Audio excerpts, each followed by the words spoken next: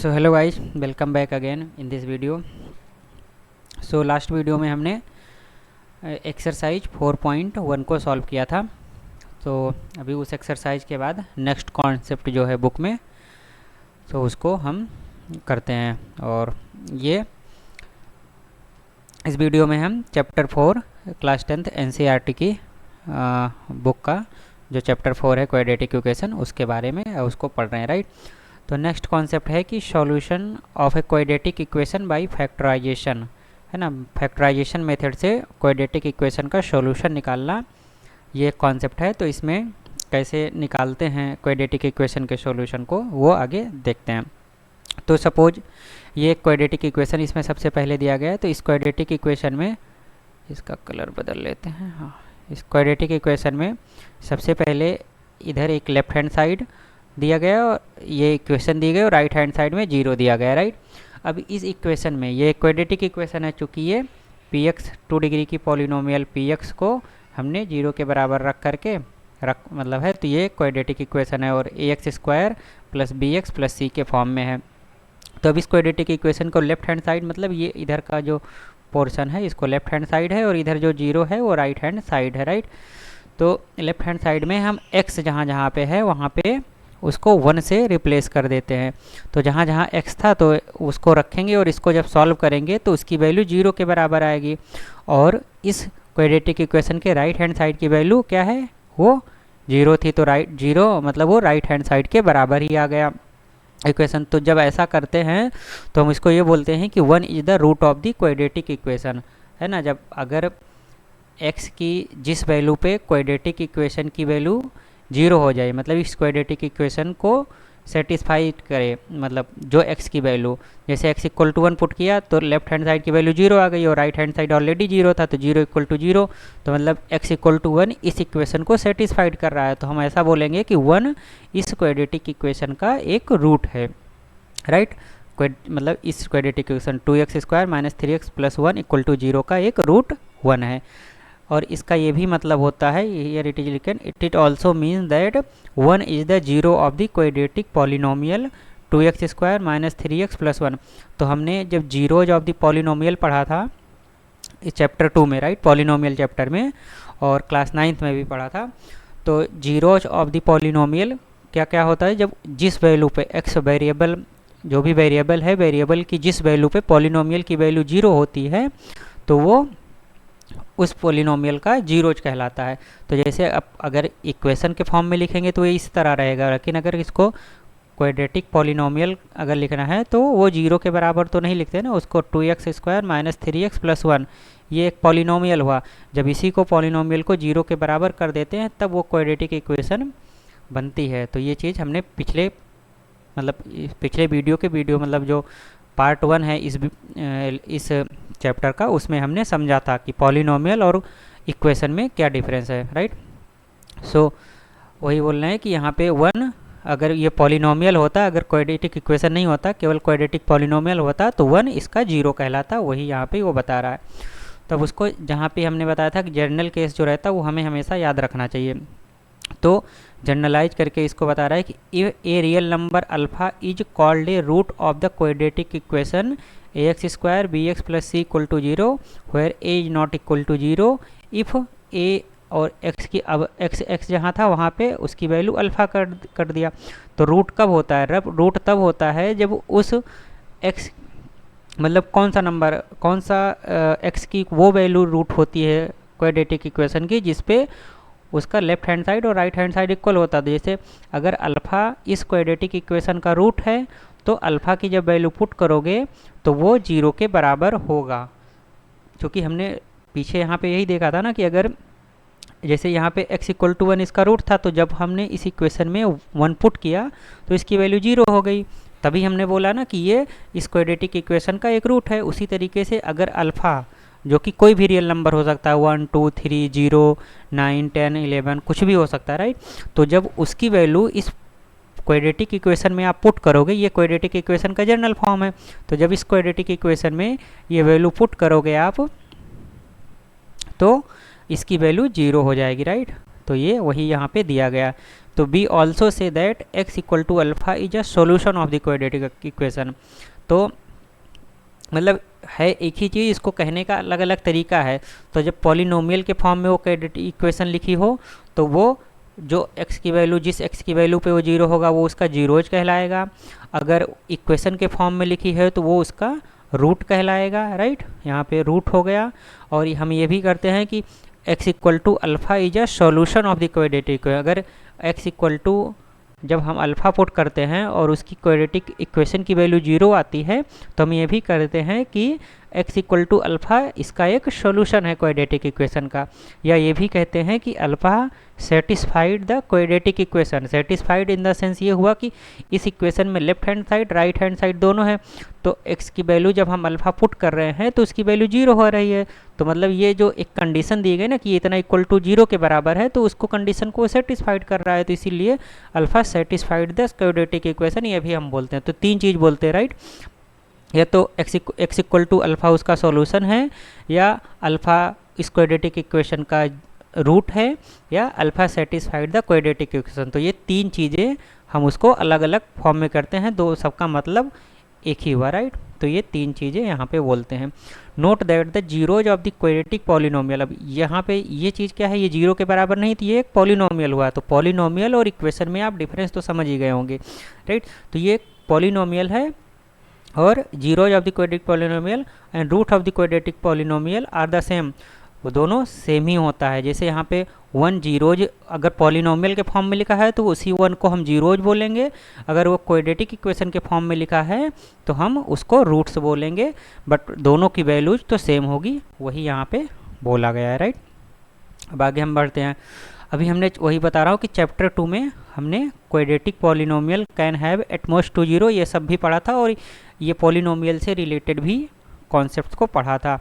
तो वही यहाँ पे बोल रहे हैं कि क्वाड्रेटिक, उसमें हमने ये भी पढ़ा था ना उस चैप्टर 2 में, आप वो वीडियो देखोगे तो उसमें पढ़ा था कि क्वाड्रेटिक पॉलिनोमियल जो होता है उसमें एटमोस्ट 2 जीरोज ही हो सकते हैं, दो से ज़्यादा जीरोज नहीं हो सकते हैं, क्योंकि वो है ना मैक्सिमम 2 पॉइंट पे एक्स एक्सिस को कट भी करता था, तो मैक्सिमम 2 ही जीरोज हो सकते हैं। और हमने फिर लीनियर पॉलिनोमियल के लिए मैक्सिमम कितने जीरोज होता था, लीनियर के लिए 1 होता था, क्वाड्रेटिक पॉलिनोमियल के लिए 2 एटमोस्ट जीरो होते थे, क्यूबिक पॉलिनोमियल के लिए एटमोस्ट 3 जीरोज होते थे। ये सारी चीज़ें हमने उसमें पढ़ा था। अब क्लास 9th में हमने क्वाड्रेटिक पॉलिनोमियल को फैक्टराइज करने का मतलब how to factorise the quadratic polynomial while splitting their middle term को स्प्लिट करके, ये हमने चैप्टर 2 में भी पढ़ा था। और क्लास 9th के क्लास 9th के पॉलिनोमियल चैप्टर में भी हमने पढ़ा था कि जो कोई भी क्वाड्रेटिक पॉलिनोमियल है तो उसके मिडिल टर्म को स्प्लिट करके उसको कैसे फैक्टराइज करते हैं। तो वो कॉन्सेप्ट को यहाँ पे हम यूज करेंगे to finding out the roots of the quadratic equation. तो क्वाड्रेटिक इक्वेशन के रूट्स को निकालने के लिए वो कॉन्सेप्ट यहाँ पे यूज करेंगे, राइट। तो वही चीज़ दिया गया। तो फैक्टराइजेशन कैसे करते हैं, अगर आप अभी भूल गए हैं तो एक बार यहाँ आगे बढ़ने से पहले वो वाला वीडियो आप देख लीजिए। क्लास 9th वाली जो प्लेलिस्ट है उसमें चैप्टर 2 पॉलिनोमियल दिया गया है कि स्प्लिट मिडिल टर्म को स्प्लिट करके किसी भी क्वाड्रेटिक पॉलिनोमियल को कैसे फैक्टराइज करते हैं, वो कॉन्सेप्ट वहाँ पे दिया गया है। तो एग्जाम में क्वेश्चन ये से पूछेगा find the roots of the equation. तो ये क्वाड्रेटिक इक्वेशन दी गई है बाय फैक्टराइजेशन। तो जब भी फैक्टराइजेशन लिखेगा तो आपको मिडिल टर्म को स्प्लिट करके ही उसको फैक्टराइज करना है, उसी कॉन्सेप्ट। तो इसमें मैंने इस वाले लेक्चर सीरीज जो अभी ये क्लास 10th वाली मैथ की जो ये लेक्चर सीरीज चल रही है, इसमें भी चैप्टर 2 में जो पॉलिनोमियल चैप्टर है उसमें भी हमने ये इसको डिटेल में डिस्कस किया है कि मिडिल टर्म को स्प्लिट करना कैसे क्या करते हैं। तो इसमें मिडिल टर्म -5x होता है, राइट। ये फर्स्ट टर्म हुआ, ये मिडिल टर्म सेकंड टर्म, ये थर्ड टर्म। तो मिडिल में कौन सा आया, 5x आया क्वाड्रेटिक पॉलिनोमियल का। तो मिडिल टर्म को ही स्प्लिट करते हैं। तो मिडिल टर्म को इस तरीके से हम स्प्लिट करते हैं कि उसका जो मल्टीप्लिकेशन होता है पहला, और ये जो थर्ड वाला टर्म होता है फर्स्ट टर्म और थर्ड टर्म के मल्टीप्लिकेशन के बराबर हो, मतलब 2x² और 3, राइट। तो मतलब 6x² के इक्वल टू आए। तो मिडिल टर्म को इस तरीके से स्प्लिट करो कि उसका मल्टीप्लिकेशन मतलब दो चीज़ों में अगर आप स्प्लिट कर रहे हो तो उसको ऐसे में स्प्लिट करना है कि उन दोनों चीज़ों को मल्टीप्लाई करो तो उसका मल्टीप्लिकेशन फर्स्ट और थर्ड जो ये इक्वेशन दी गई है उसका फर्स्ट टर्म और थर्ड टर्म के मल्टीप्लिकेशन के, मतलब तो फर्स्ट टर्म और थर्ड टर्म का मल्टीप्लिकेशन क्या 6 स्क्वायर, या अब मिडिल टर्म को जैसे यहाँ पे एग्जांपल गया कि अगर इसको हम -2 और -3x इन दोनों में मतलब स्प्लिट करते हैं तो इसका मल्टीप्लिकेशन क्या आएगा -2x -3x, राइट। तो माइनस माइनस प्लस हो जाएगा तो और 6x स्क्वायर आ जाएगा। तो ऐसे दो टर्म में आपको स्प्लिट करना है कि उसका मल्टीप्लिकेशन और जो इक्वेशन में पहला और थर्ड टर्म दिया गया उसका मल्टीप्लिकेशन दोनों इक्वल हो, और इन दोनों का जो दो टर्म में आप स्प्लिट कर रहे हो इनका सम मिडिल टर्म के बराबर हो, है ना। तो जैसे -2x और +-3x इन दोनों को आप जोड़ोगे तो ये जब ब्रैकेट आप ऑफ करोगे तो -2x -3x आ जाएगा, दोनों को ऐड करके -5 आएगा। तो ये दो कंडीशन होती है स्प्लिट, मिडिल टर्म को स्प्लिट करने की कंडीशन क्या होती है कि उसको ऐसे दो नंबर में स्प्लिट करना है कि जब उन दोनों नंबर का सम करो तो ये मिडिल टर्म के बराबर ही रहे, और उन दोनों टर्म को, उन दोनों नंबर जिसमें तुम स्प्लिट कर रहे हो उसका मल्टीप्लिकेशन जो इक्वेशन में पहला और थर्ड वाला जो टर्म है उसके मल्टीप्लिकेशन के बराबर होना चाहिए। तो ये यहाँ पे ये हो गया। तो हमने ये -5x को -2x और -3x में स्प्लिट कर लिया। अब जब आप इसमें मैंने बताया था कि अब इसको दो चीज़ का कॉमन लेते हैं तो यहाँ पे 2x कॉमन है, राइट। 2x स्क्वायर 2x है तो यहाँ पे 2x कॉमन ले लिया तो x -1 बचा। फिर अब अगर पहले वाले ब्रैकेट में बताया था कि मैंने कि x -1 आ गया तो यहाँ भी हमें x -1 ही लाना है, तो यहाँ पे 3 कॉमन है तो 3 को बाहर ले लिया, -3 को बाहर लिया तो पहले ब्रैकेट में x बचेगा, मतलब ब्रैकेट में पहला टर्म x आएगा, और जो -3 कॉमन लोगे तो यहाँ पे माइनस आ जाएगा। और कॉमन लेने का भी मैंने जो कॉन्सेप्ट होता है वो वीडियोज में पहले बता भी दिया गया कि कॉमन लेते हैं तो वो क्या करते हैं, मतलब इसी पॉलिनोमियल चैप्टर में बताया है आगे, राइट। कि कॉमन लेने पे अभी यहाँ पे भी मैं रिपीट ही कर देता हूँ अगर लेना है तो। जैसे मान लो ये -3x है +3 है, राइट। अब हमें यहाँ पे -3 कॉमन लेना है, तो -3 जब आप कॉमन लोगे तो जो नंबर कॉमन ले रहे हो उसी से ये पूरे हर एक टर्म को उसने से डिवाइड करने के बराबर होता है। जैसे तो -3 कॉमन लिया तो जब -3 बाहर ले लिया तो -3x अपॉन -3 यहाँ से डिवाइड किया प्लस 3 अपॉन -3 यहाँ से, हर एक टर्म को उसी नंबर से आपको डिवाइड करना पड़ेगा कॉमन लेने पर, राइट। तो जब इसको कैंसिल आउट करोगे तो ये x बचेगा, और ये माइनस अगर नीचे है या ऊपर हो बात बराबर होती थी, ये माइनस ऊपर जाएगा और ये प्लस माइनस मल्टीप्लाई होकर माइनस हो जाएगा, और ये दोनों कैंसिल आउट होकर के 1 बचेगा, राइट। तो यही चीज़ यहाँ पे आ गया। तो ये कॉमन ऐसे लेता है, जब भी कॉमन लेता है मतलब जो भी नंबर आप कॉमन ले रहे हो, जैसे यहाँ 2x कॉमन लिया तो 2x के इसको डिवाइड किया और 2x से इसको डिवाइड किया, जब इसको डिवाइड करोगे तो x बचेगा और इसको डिवाइड करोगे तो 1 बचेगा, तो वो लिख दिया। तो ये कॉमन ले लिया। अब आप ये टोटल में देखोगे तो x -1 इधर भी कॉमन है इधर भी कॉमन है, तो x -1 को बाहर ले लिया तो यहाँ 2x बचा, यहाँ -3 बचा तो उसको यहाँ पे ऐसे लिख दिया। तो अब ये इस फॉर्म में लिख दिया। अब आगे ये बताता है कि 2x square -5x + 3 can be री रिटन एज 2x - 3 x -1 = 0, क्योंकि इसको जो फैक्टराइज किया तो इतना आया। तो चाहे आप ये पूरा का पूरा इक्वेशन ये लिखो, मतलब ये इतना लिखो, और उसकी जगह चाहे ये लिखो, बात बराबर हुई। तो अब ये इक्वेशन लिखा था वहाँ पे, इसकी जगह हमने देखा इसको फैक्टराइज करके कि ये फैक्टर्स आ रहे हैं तो उसकी जगह ये लिख दिया, राइट। अब values of the x for which this equation 2x square -5x + 3 will be 0 are the same for which the 2x - 3 और x -1 = 0। तो x की वो वैल्यूज जिस पे ये जो क्वाड्रेटिक इक्वेशन दी गई है उसकी वैल्यू 0 होगी, वो सेम ही होगी जिसके लिए, मतलब x की उस वैल्यू के लिए जिसके लिए ये चीज़ 0 हो। मतलब x की अगर मतलब x की जिस वैल्यू पे ये वाले चीज़ पूरा चीज़ का मतलब वैल्यू 0 आएगी, x की उसी वैल्यू पे ये भी 0 होगा, क्योंकि यही चीज़ ना इसके इक्वल टू तो यही चीज़ है ना, इसको ये दोनों चीज़ तो बराबर है, जस्ट हमने फैक्टराइज कर दिया। तो x की जो वैल्यू इसको सेटिस्फाइड करेगी x की उसी वैल्यूज भी इसको भी सेटिस्फाइड करेगी, राइट। तो x की जिस वैल्यू पे ये चीज़ 0 होगा x की उस वैल्यूज पे ये वाला पूरा टर्म भी 0 ही होगा। तो अब इस पूरे टर्म को 0 होने के लिए क्या है, उसमें दो ही कंडीशन है, या तो 2x - 3 की वैल्यू 0 हो या तो x -1 की वैल्यू, जो कि यहाँ पे दो ब्रैकेट है ना।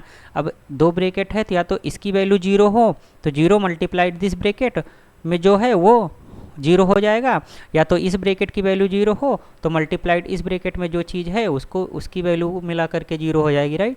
तो अब वहाँ से वही कंडीशन निकल के आती है कि या तो ये चीज़ जीरो हो या तो ये चीज़ जीरो हो, तभी ये पूरे पूरे एक्सप्रेशन की वैल्यू जीरो होगी, जो कि राइट हैंड साइड के बराबर तभी आ पाएगी, तभी उसको सेटिस्फाइड करेगी। तो जब आप 2x माइनस 3 को जीरो के बराबर रखोगे तो वो वहाँ से हमें इसको सॉल्व करोगे तो 3 राइट हैंड साइड में जाएगा, तो 0 प्लस 3 3 हो जाएगा, तो 3 और 2 नीचे जाके डिवाइड हो जाएगा, तो 0 x इक्वल टू 3/2 दे देगा। और जब आप इसको सॉल्व करोगे यहाँ से तो x 1 इधर जाएगा तो x इक्वल टू 1 दे देगा, राइट। तो पहली वाली कंडीशन रखा तो हमें ये मिल गया, दूसरी वाली कंडीशन रखा तो हमें x इक्वल टू 1 मिल गया।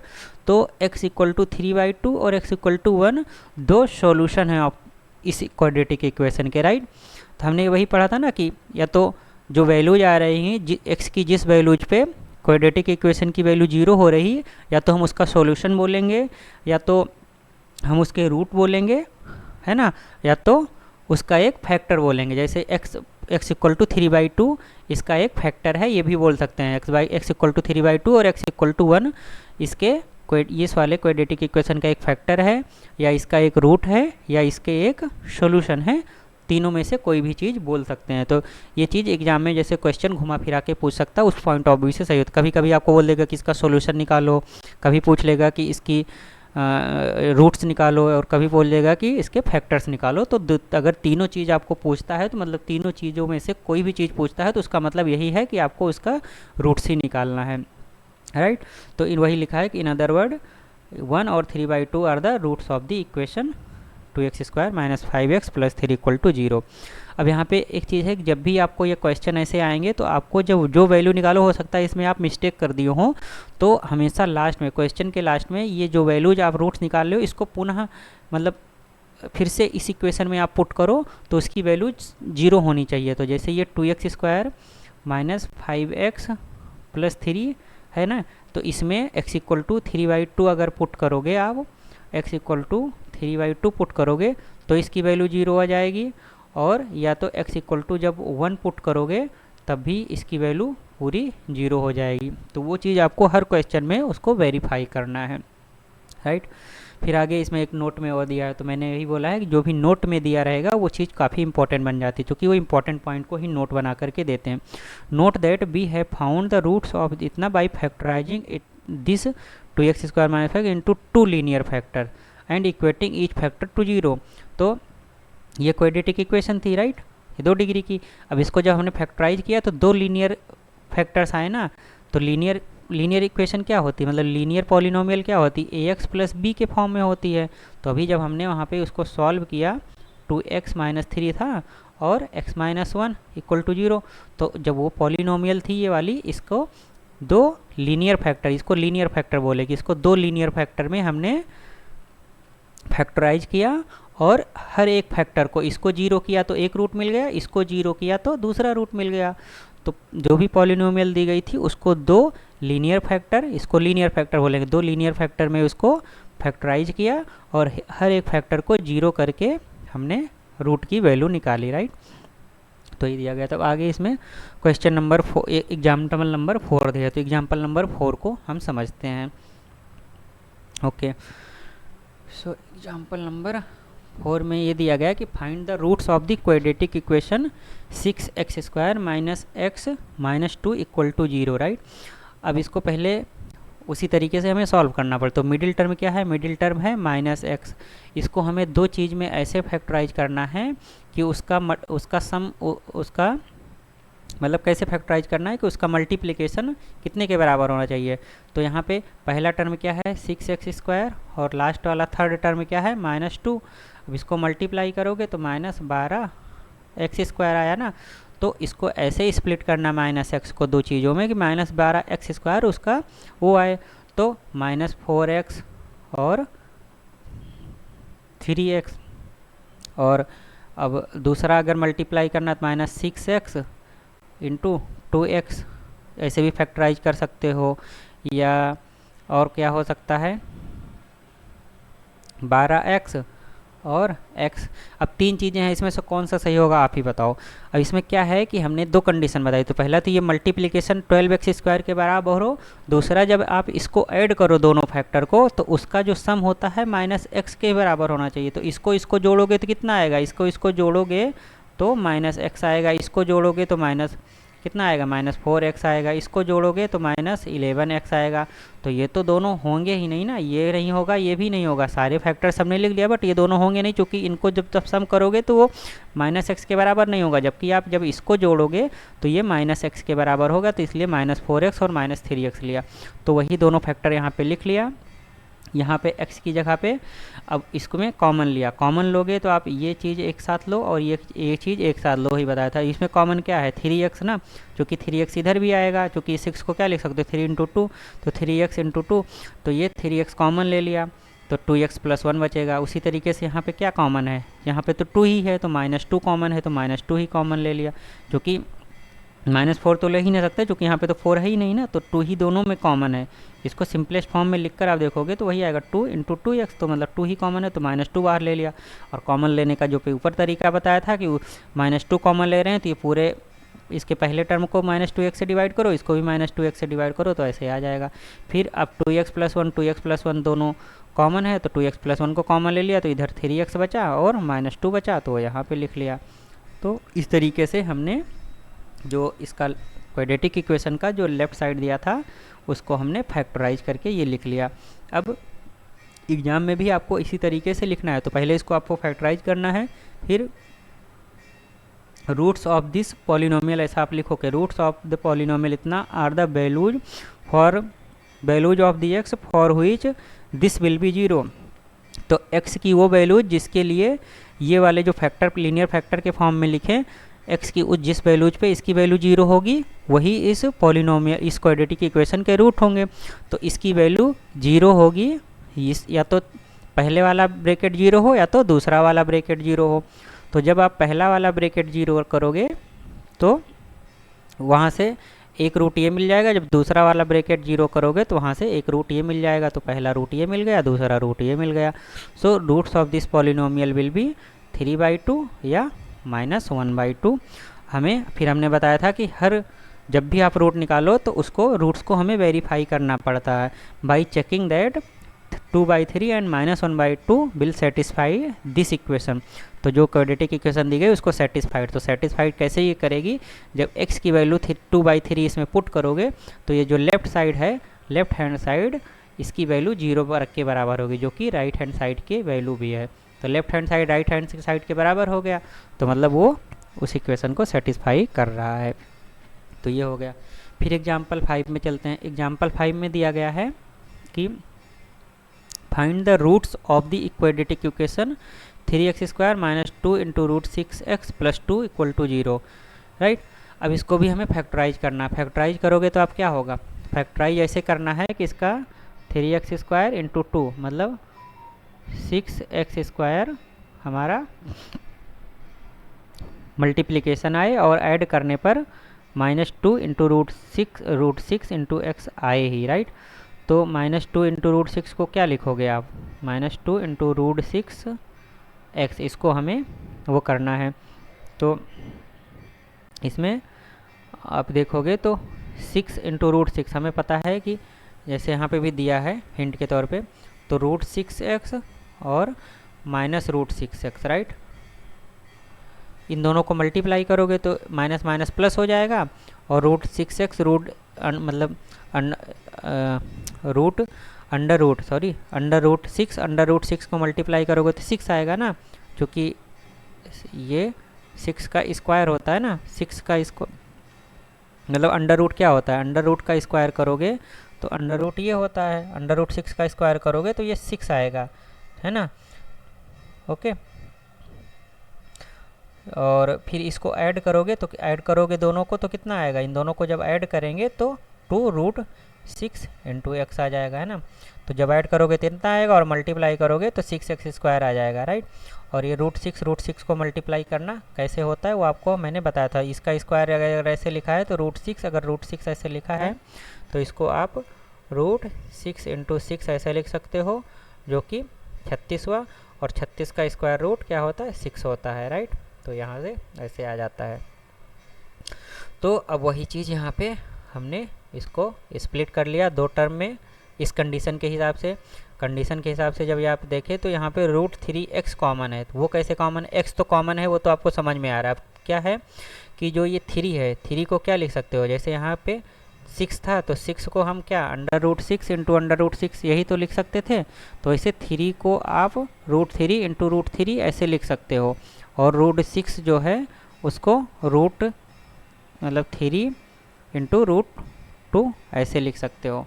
क्योंकि जब इसको आप आगे इसको स्प्लिट करोगे, इसका एक रूल होता है, अगर ऐसे a इंटू बी अगर है स्क्वायर रूट के अंदर में, तो इसको आप √a इंटू √b ऐसे स्प्लिट करके आप लिख सकते हो। तो उस प्रॉपर्टी से हम यहाँ पे इसको लिख दिए।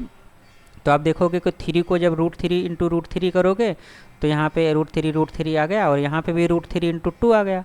तो √3 कॉमन है, और x को पहले ही बताया कि दोनों में कॉमन है, तो √3x कॉमन ले लिया। कॉमन लोगे तो वही डिवाइड करने और जैसा ऊपर का कॉन्सेप्ट हमने बताया तो उसके हिसाब से ये बचेगा एक ब्रैकेट में।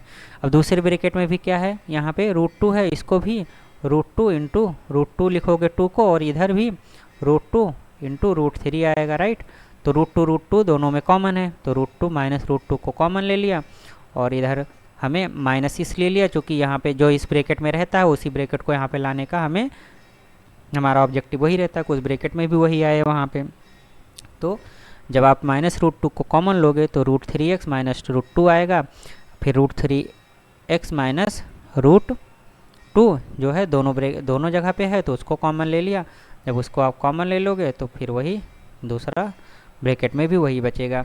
तो इस इक्वेशन का roots are the values of x for which, है ना, वही ये स्टेटमेंट आपको लिखना पड़ेगा हर बार जब भी roots of the equation are the values of x for which this, उसको फैक्टर फॉर्म में लिख लिया, लीनियर फैक्टर फॉर्म में, फॉर व्हिच दिस होल चीज़ मतलब होल थिंग्स विल बी 0।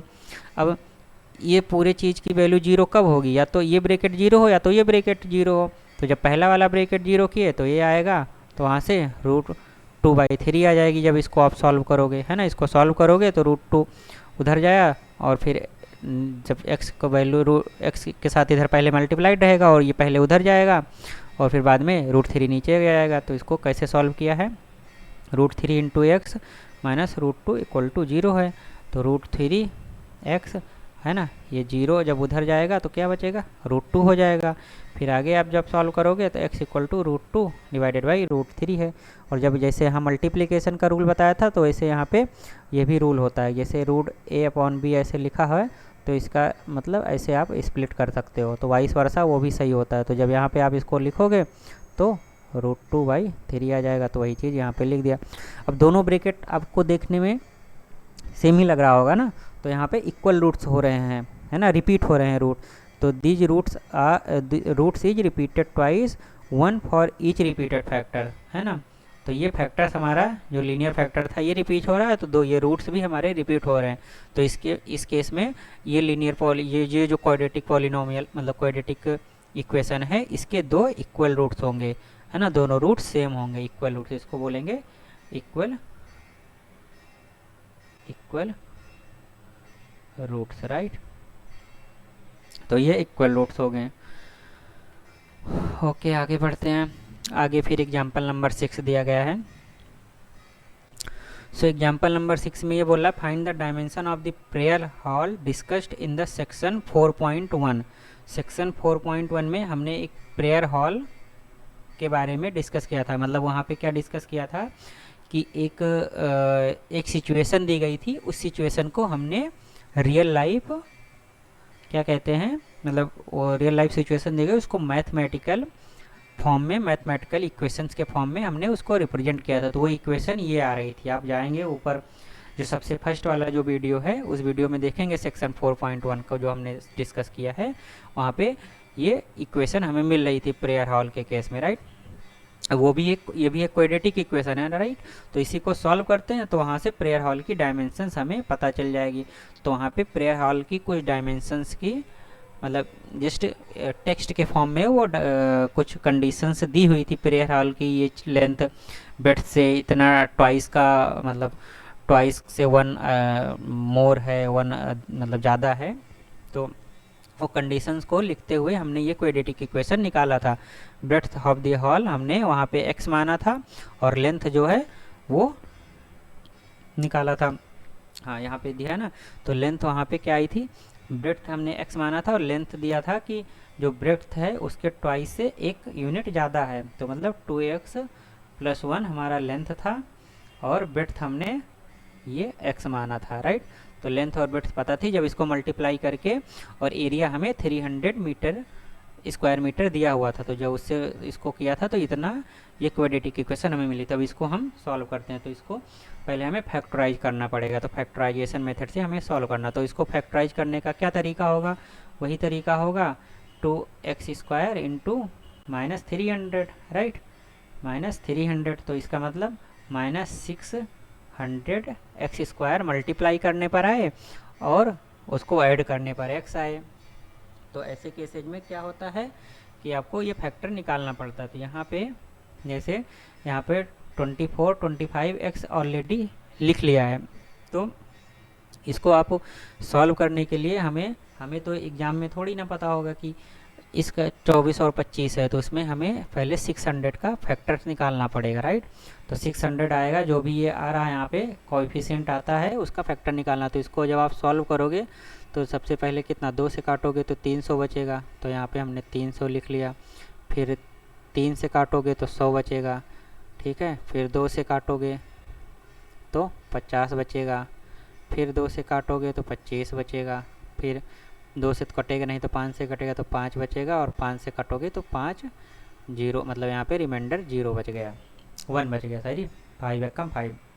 अब हमारे इसके फैक्टर कितने हो गए, हमारे इसके फैक्टर्स हो गए 2 × 2 × 3, 2 कितनी बार है, 2 3 बार है, राइट। तो 2 × 2 3 बार है, और 3 × 5 × 5। तो हमें ऐसा कॉम्बिनेशन बनाना है कि ऐसे कॉम्बिनेशन बनाना है, तो इससे पता है कि इसको आप मल्टीप्लाई करोगे तो 600 ही आने वाला है, राइट।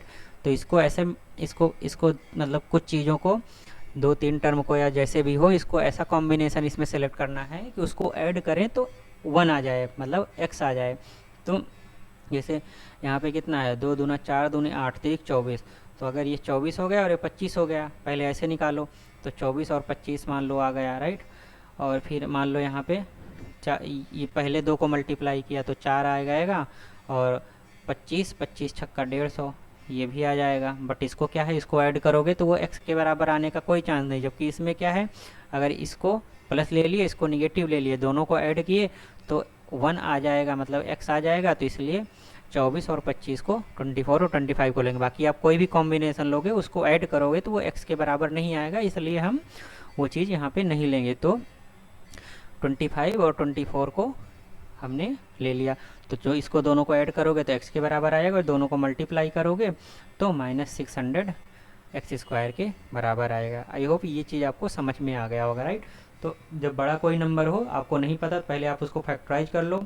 जब इसको फैक्टराइज करोगे तो इसमें से कोई भी कॉम्बिनेशन पर आप बैठाओगे तो मल्टीप्लाई करोगे तो 600x² तो आ ही जाएगा, राइट, कोई भी कॉम्बिनेशन।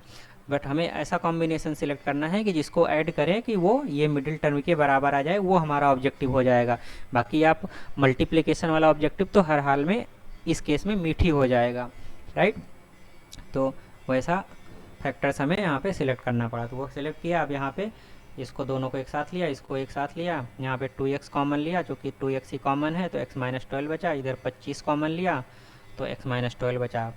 x - 12 दोनों में है तो उसको बाहर ले लिया, फिर 2x + 25 बचा, तो यहाँ पे वो लिख दिया = 0। अब roots of the given equation are x = 12 and x = -12.5, है ना। इसका भी रूट्स कब होगा, roots of the given polynomial will be the value of the x for which this factors, मतलब this will be 0। तो या तो इसको 0 करोगे तो वहाँ पे सॉल्व करोगे तो ये मिलेगा, इसको = 0 करोगे तो सॉल्व करोगे तो -12.5 मिलेगा। तो x क्या है, x क्या है, x हमने माना था ब्रेड्थ है ना, x हमारा क्या था, ब्रेड्थ है। तो ब्रेड्थ तो कभी निगेटिव हो ही नहीं सकती, क्योंकि वो तो एक डिस्टेंस है ना, वो तो सब यूनिट तो होगा ही, कोई हॉल की चीज़ निगेटिव थोड़ी ना हो सकती, वो तो पॉजिटिव रहेगी। तो 2 होगी, 3 होगी, 5 मीटर होगी, ऐसा कुछ होगी उसकी ब्रेथ, तो वो तो निगेटिव हो नहीं सकती। तो ये वाला रूट हमारा हो ही नहीं सकता, क्योंकि ब्रेड्थ है, ब्रेड्थ निगेटिव हो ही नहीं सकती। कोई भी डायमेंशन होती है वो कभी निगेटिव नहीं हो सकती है, राइट।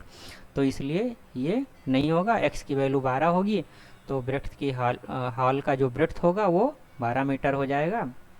और जो फिर लेंथ है, लेंथ को 2x+1, वो कंडीशन दिया हुआ था ना कि लेंथ जो है वो ब्रेड्थ का ट्वाइस से 1 ज़्यादा था, तो वो यहाँ पे कंडीशन में x की वैल्यू 12 पुट करोगे तो 12 दूनी 24 +1 = 25 आ जाएगा।